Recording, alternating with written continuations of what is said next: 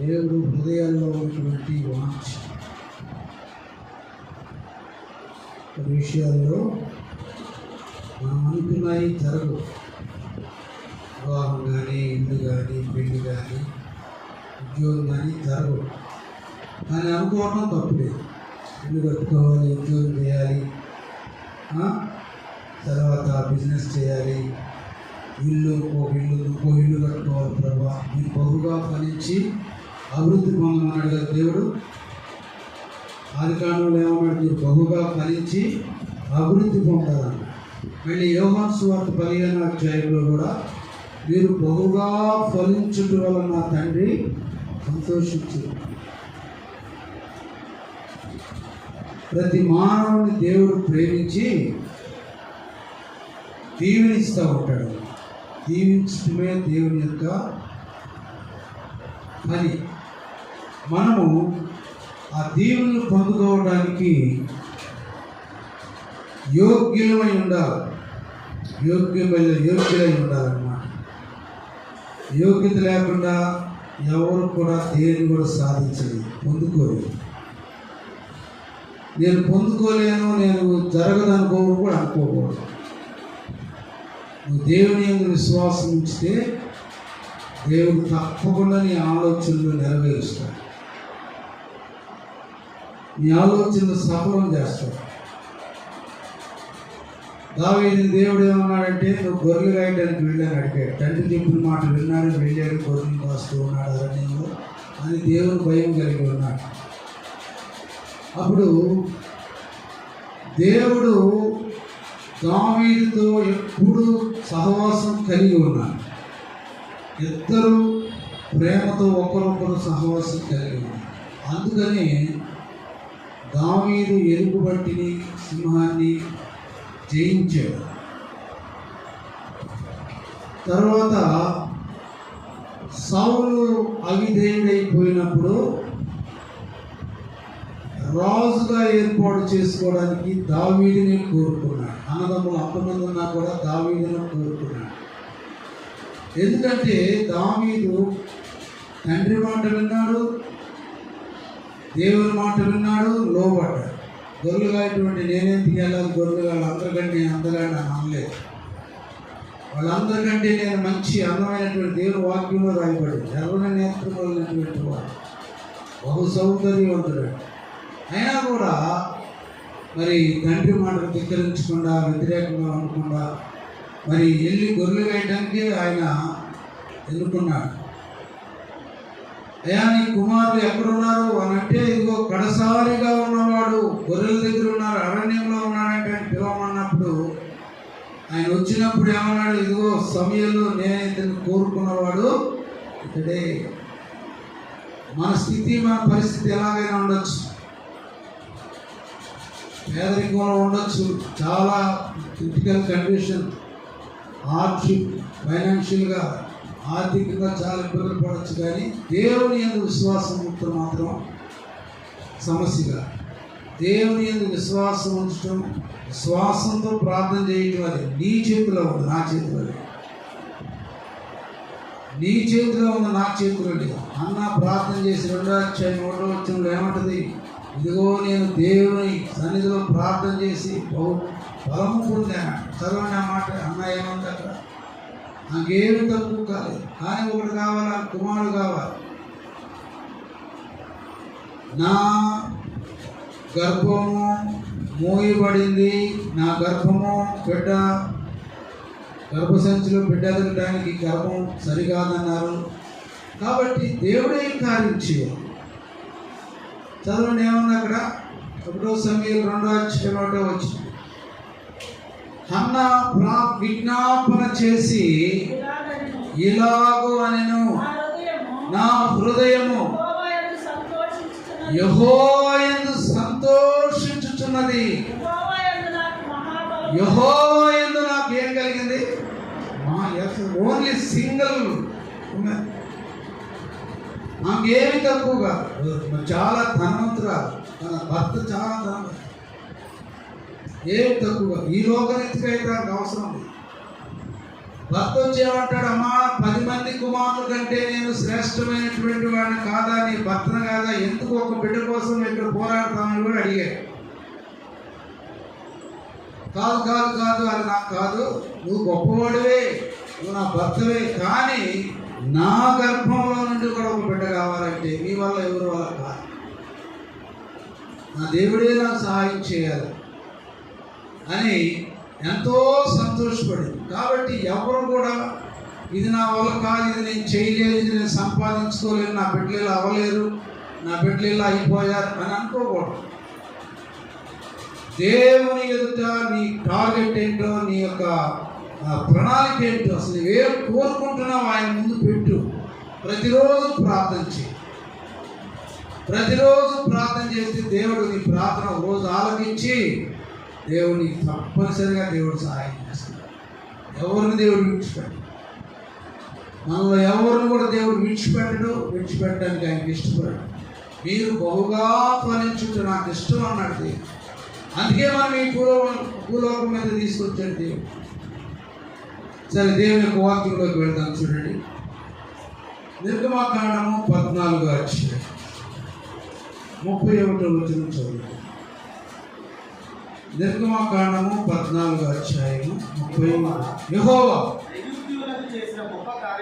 ఐగుప్తీయులకు చేసిన గొప్ప కార్యమును ఇశ్రాయేలీయులు చూచిరి కనుక ఆ ప్రజలు యెహోవాకు భయపడి యెహోవా యందును ఆయన సేవకుడైన మోషే యందును నమ్మకం ఉంచారు. చూడండి, ఐగుప్తీయులకు చేసినటువంటి ఆ పరిస్థితులు చూసి, ఆ కార్యాలను చూసి, తెలుగులో గొప్ప కార్యాలు అంటే అది ఒక రకమైన అర్థం, కానీ ఇంగ్లీష్ ట్రాన్స్లేషన్ ఏముందంటే, నేను ఇంకా రాసుకున్నాను, ఆ ఇంగ్లీష్ ట్రాన్స్లేషన్ ఏముందంటే, Israel saw the mighty hand of the Lord displayed against Egyptians. అంటే ఆ వారికి వ్యతిరేకంగా తన చేయి చాపు చేసిన కార్యాలు,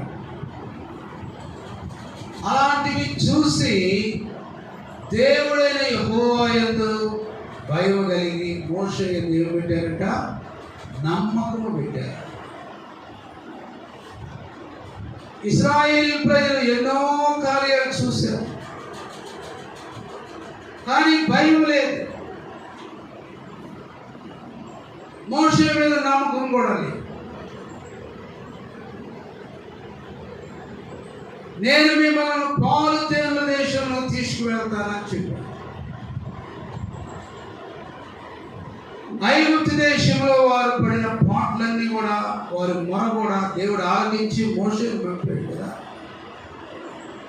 అప్పుడు మోషే వెళ్ళి వారితో మాట్లాడాడు. చాలా కష్టంతో వారిని బయటికి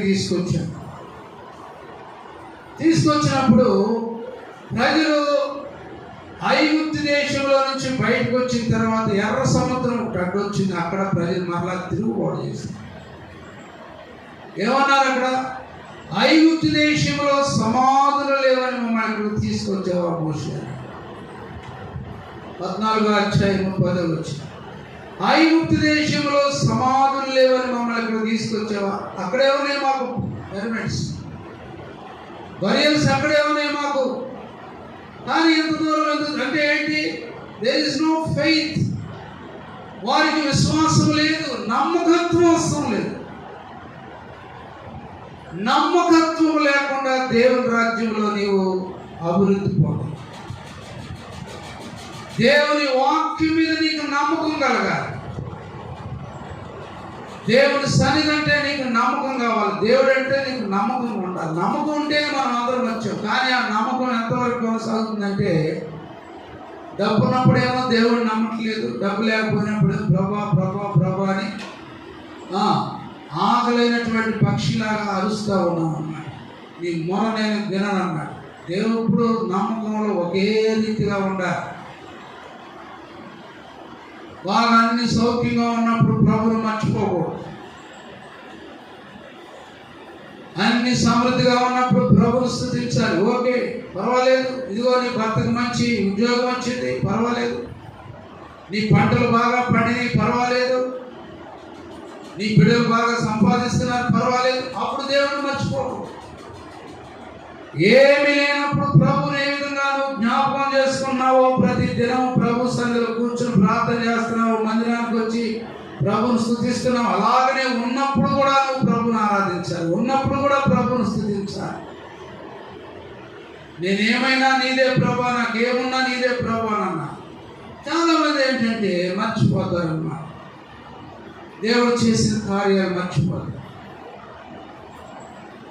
నాయకుల మీద నమ్మకం ఉండదు, సేవకుల మీద నమ్మకం ఉండదు, మందిరం మీద నమ్మకం ఉండదు, సంఘం మీద నమ్మకం ఉండదు. ఈ ప్రజలు ఐగుప్తీయులు చేసిన దాన్ని బట్టి దేవుని యొక్క వాక్యంలో 14వ అధ్యాయము మనం చదువుకున్నాం కదా, 26వ వచనం చదవండి. అంతలో యెహోవా మోషేతో ఐగుప్తీయుల మీదకిని, వారి రథముల మీదకిని, వారి రౌతుల మీదకిని నీళ్లు తిరిగి వచ్చినట్లు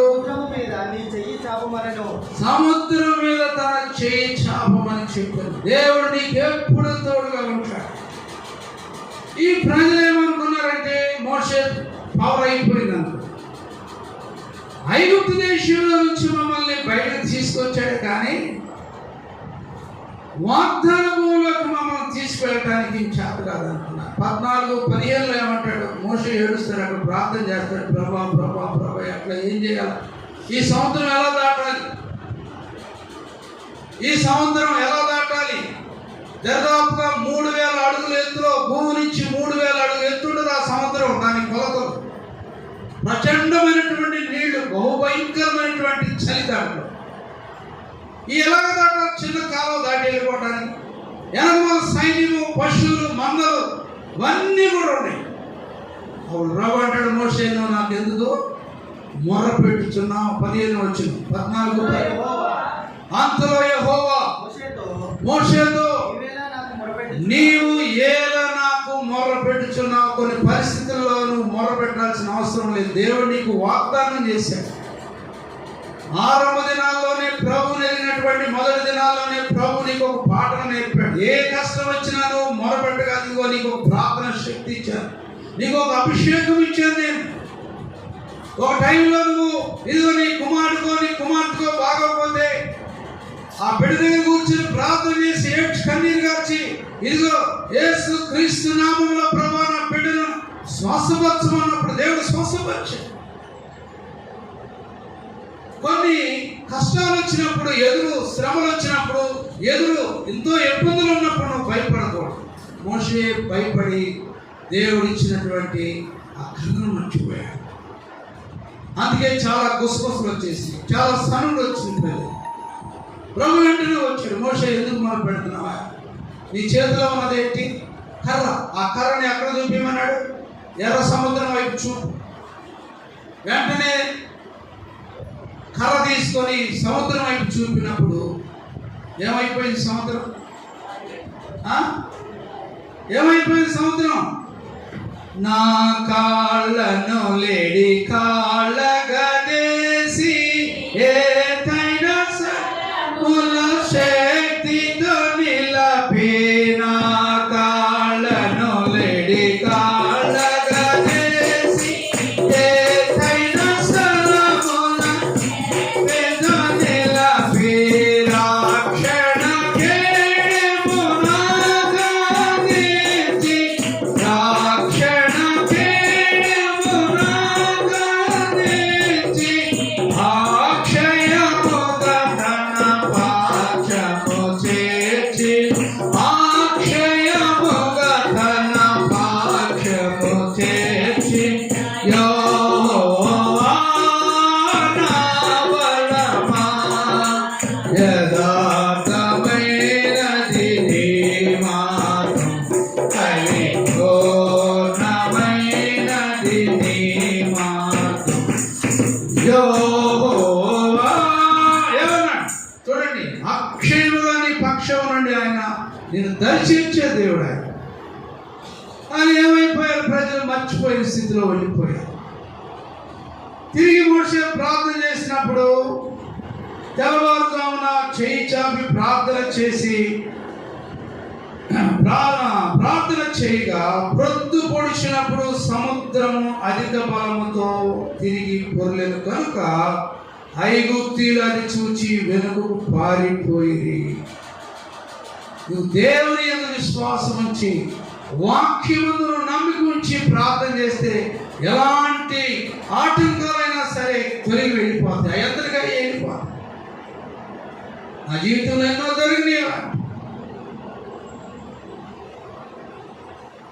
ప్రియులు ఒక చోట స్థలంలో వాక్యం చెప్పడానికి పిలిచినప్పుడు వెళ్ళినప్పుడు అక్కడ చాలా వ్యతిరేకత ఉన్నది. వాక్యం చెప్పనివ్వట్లేదు. వాళ్ళు ఏమనుకున్నారంటే మీరు కొంచెం పోలీస్ డిపార్ట్మెంట్లో కొంచెం అనుభవం గలవాళ్ళు కాబట్టి మీరు వస్తే ప్రజలు ఏమన్నా కొంచెం మర్యాద ఇస్తారేమో రండి అని అడిగినప్పుడు నేను వెళ్ళే ముందు ప్రార్థన చేశాను, ప్రభువా వెళ్ళిన దైవజనుల కంటే నేను గొప్పవాడినే కాదు. వాళ్ళంతా దుర్భాషలాడారంట, ప్రసంగం చేయకుండా ఆపేశారంట.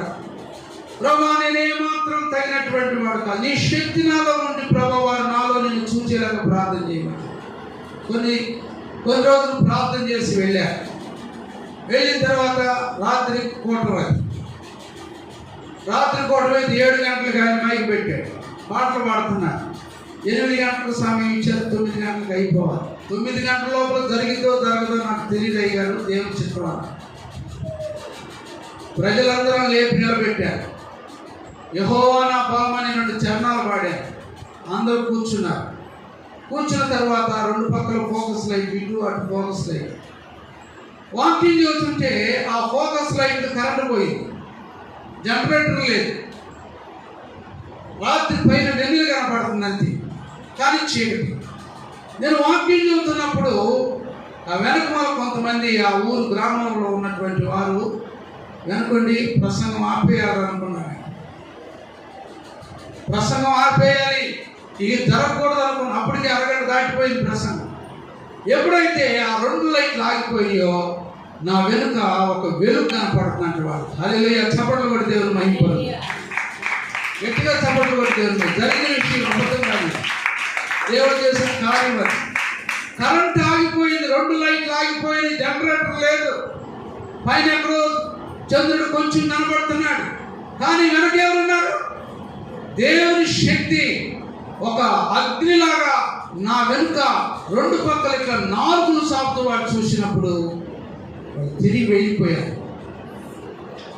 వాళ్ళు చెప్పిన సాక్ష్యం ఏమిటంటే ఆ పాస్టర్ గారికి, అయ్యా రాత్రి వచ్చినటువంటి సేవకులు పోలీస్ డిపార్ట్మెంట్ అన్నారు, కానీ ఆయన వెనుక కరెంటు పోయినప్పుడు మేము చూసింది అంటే 4 చాపుతూ అగ్ని కనపడిందండి, అందుకే మేము వెళ్ళిపోయాం. హల్లెలూయా. కాబట్టి నువ్వు దేవుని శక్తి కలిగి దేవుని మీద ఆధారపడి వెళ్ళాలి. పోలీస్ డిపార్ట్మెంట్ యూనిఫాము, ఇదిగో ఎత్తు లావు సమయంతో ఏమన్నాడు, ఇదిగో నువ్వు మనుషులు లక్ష్య పెడుతున్నావు, కానీ నేను హృదయం లక్ష్య పెడుతున్నా. నువ్వు చూసిన వాళ్ళందరి మీద అభిషేకం చేయడానికి చేయెత్తున్నా. నేను కోరుకున్నవాడు ఒక్కడే, ఎందుకంటే అతను నా యందు నమ్మకం ఉంచాడు. కాబట్టి ఇదిగో దావీదు నేను అభిషేకించుకోవచ్చున్నాను, అతను నా యందు నమ్మిక ఉంచాడు, నేను గొప్ప కార్యాలు చేస్తాడని తెలుసుకున్నాడు. ప్రియమైనటువంటి దేవుని బిడ్డలారా, మోషే ఎప్పుడైతే ప్రార్థన చేశాడో తెల్లవారుజామున తిరిగి మరలా ఈ ఎర్ర సముద్రం అంతా కూడా తిరిగి మరలా రివర్స్ లో ప్రార్థన జరిగినప్పుడు కొంతమంది వెళ్ళిపోయి పారిపోయారంట. కొంతమంది అయితే అక్కడ దేవునికి వాక్యం రాయబడిందంటే నీళ్లు తిరిగి వచ్చి ఆ రథములను రౌతులను వారి వెనుక సముద్రంలోకి వచ్చి ఫరో యొక్క సర్వసేనను కప్పివేసాను. ఏంటంటే సర్వసేనను ఊపాలు చేసేసి నేలలో మట్టిపోయి తిరిగి ఎగవలేదు. ఎవరు చూస్తున్నారు విషయాలు? మోషేని వెంబడిస్తున్నటువంటి ప్రజలు, మోషే మీద సనుకున్నటువంటి ప్రజలు, దేవుని మీద సనుకున్నటువంటి ప్రజలు.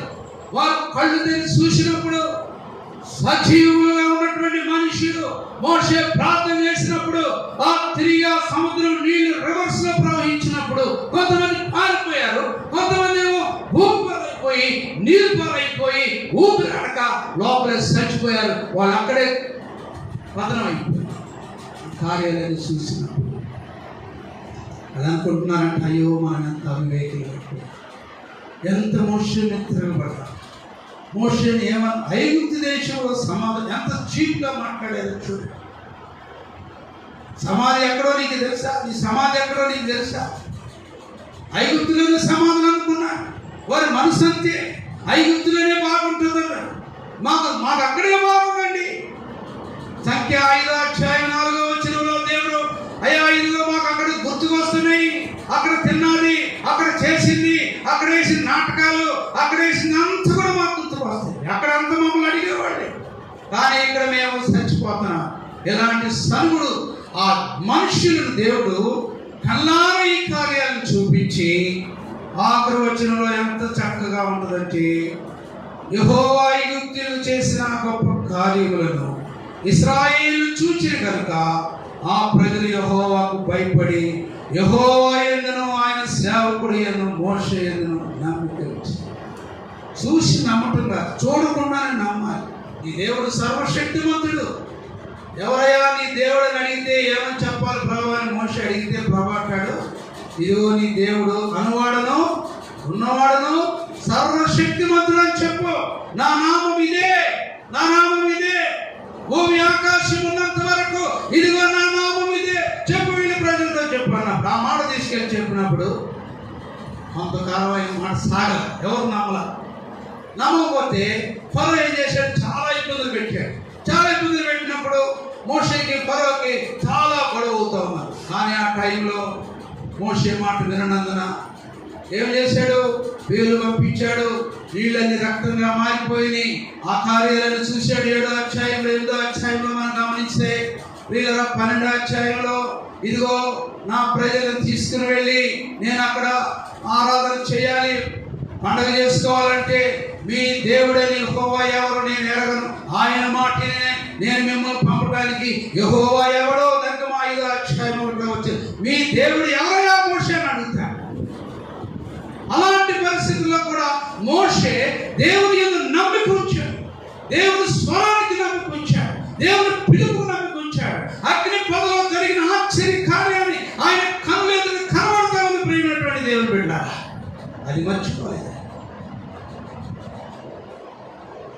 12వ అధ్యాయము 22వ వచనంలో మనం చూస్తే 12వ అధ్యాయము శవము లేని ఇల్లు ఒకటి కూడా లేదట. 12వ అధ్యాయం 29వ వచనం వారు అంటున్నాడయ్యా ఇదిగో ఒక్క శవము లేని ఇల్లు కూడా లేదు. అర్ధరాత్రి వేళ జరిగింది ఏమంటే సింహాసనం మీద కూర్చున్నటువంటి ఫరో మొదలుకొని చెరసాలలో ఉన్న ఖైదీ యొక్క తొలి పిల్ల వరకు ఐగుప్తు దేశమందలి తొలి పిల్లలన్నిటినీ యెహోవా హతము చేసెను. ఆ రాత్రి ఫరోయు అతని సేవకులందరూ ఐగుప్తీయులందరూ లేచినప్పుడు అనగా చేసుకున్న శవం లేని ఇల్లు ఒక్కటి కూడా లేదు. దేవుడు అంటే సామాన్యమా? దేవుడు అంటే చీప్ గా కనపడుతున్నాడా? ఇశ్రాయేలు దేవుడు ఎవరు అనుకున్నారు? మోషే ప్రవక్త నడిపిస్తున్న దేవుడు ఎవరు అనుకుంటున్నారు? శవం లేని ఇల్లు ఒక్కటి కూడా లేదంట. చూడండి, ముందుగానే చెప్పాడు కదా, నా మాట ఏనండి అయ్యా, నా పంపండి అయ్యా అని అడిగాడు కదా. ఎవరు అని అడిగాడు. మాట చూడండి, శవము లేదు. ఇక అప్పుడు ఫరో అంటాడయ్యా ఇదిగో మీ మందల్ని మీ పశువుల్ని మీ మనుషుల్ని తీసుకుని వెళ్ళండి, ఇదిగో నన్ను నా కుటుంబాన్ని దీవించుడయ్యా. ఏమైనటువంటి దేవుడు బిడ్డారా, ఇక్కడ మనం చదువుకున్నటువంటి మాట ఏమంటే యెహోవా ఐగుప్తీయులు చేసిన గొప్ప కార్యములను ఇశ్రాయేలు చూసి కనుక ఆ ప్రజలు యెహోవాకు భయపడి యెహోవా యందును ఆయన సేవకుడైన మోషే యందును నమ్మిక ఉంచారు. నమ్ముతున్నావా? నమ్ముతున్న వాళ్ళైతే నమ్మాలి, సమస్తము సాక్షి. నమ్మాలి. నీ దగ్గర శక్తి లేకపోయినా, నీ దగ్గర డబ్బు లేకపోయినా, నీ అకౌంట్లో బ్యాలెన్స్ లేకపోయినా, నీకు లోన్ రాలేకపోయినా, ఇదిగో దేవుడు నాకు ఇస్తాడు, నా కొరకు చేస్తాడు, నన్ను లేవనెత్తుతాడు, నన్ను పైకి లేవనెత్తుతాడు, దేవుడు నన్ను ఆశీర్వదిస్తాడు. నమ్మలేనటువంటి గుడ్డితనంలో ఉంటే మాత్రం నీకు ఏది దొరకదు. నమ్మాలి. నా ఇల్లుందని దేవుడు నమ్మాలి, నా బిడ్డలు పుడతారని దేవుడు నమ్మాలి. ఇదిగో నాకు బిడ్డలు లేకపోయినా నాకు బిడ్డలు పుడతారని నమ్మాలి, నాకు ఇల్లు లేకపోయినా దేవుడు ఇల్లు ఇస్తాడని నమ్మాలి. నా బిడ్డలకు ఉద్యోగం రాకపోతే ఇస్తాడని నమ్మాలి. అప్పుడు దేవుడు నిన్ను ఆశీర్వదిస్తాడు. ఎన్ని కార్యాలు చేసినా గురుడితనంగా ఉండి అప్పుడేమో బాగున్నప్పుడేమో ప్రభు దగ్గరకు రావు, ప్రభు ఎందుకు విశ్వాసం ఉంచు, ఏమి లేనప్పుడే వచ్చి మొదలుపెడితే ఏం ప్రయోజనం? కాబట్టి ప్రియమైనటువంటి దేవుని బిడ్డలారా, దేవుని యందు వాక్యం అందు నమ్మకించిన వాడు ఇటువంటి కథలుగా స్థిరంగా ఉంటాడు. దేవుడు ఆశీర్వదిస్తాడు. ఇశ్రాయేలు ప్రజలు ఐగుప్తులు జరిగిన కార్యాలు చూసి దేవుని యందు భయపడ్డారంట. నాయకుడైన మోషే యందు నమ్మించారు. నమ్మకం నీకుందా? అలాగ నమ్మగలుగుతావా? దేవుని యందు భయభక్తులు కలిగి మోషే యందు నమ్మకం ఉంచి దేవుని వాక్యంలో నమ్మకంగా ఉంటే నీవు ఎన్నో అద్భుతాలు చేస్తావు. దేవుడు నిన్ను దీవిస్తాడు. కలుగుస్తున్నాం, ప్రార్థన చేసుకున్నాం. దేవుడు తన వాక్యంలో దీవించగా చేయండి, ప్రార్థన చేయండి. ప్రభా, ఇదిగో నమ్మకంగా మనం ఉంటానికి సహాయం చేయండి. ప్రభా దేవా, ఎన్ని కార్యాలు మేము చూసాము కానీ, ఎన్ని అద్భుతాలు మేము చూసాము కానీ మాలో నమ్మకం లేదు ప్రభా. నా కుటుంబంలో ఎన్ని చేసావు ప్రభా, నా బిడ్డల విషయంలో ఎన్ని కార్యాలు చేశావు ప్రభా. ఇదిగో మాకు భయం లేదు నాయన, నీ యందు భయం లేదు ప్రభా. నువ్వు చేసిన కార్యాలు మేము మర్చిపోతున్నాం తండ్రి. అయ్యా, మా కుటుంబంలో ఉన్నవారు మర్చిపోతున్నారు ప్రభా. దేవా, ఈ కార్యములు మేము చూసి నమ్మి విశ్వాసంతో ముందుకు సాగే బిడ్డలుగా మీరు మాకు సహాయం చేయండి. నీ సన్నిధి మాకు ఉంచు. యేసు నామమున అడిగి ప్రార్థన చేస్తూ ఉన్నాము తండ్రి. ఆమేన్.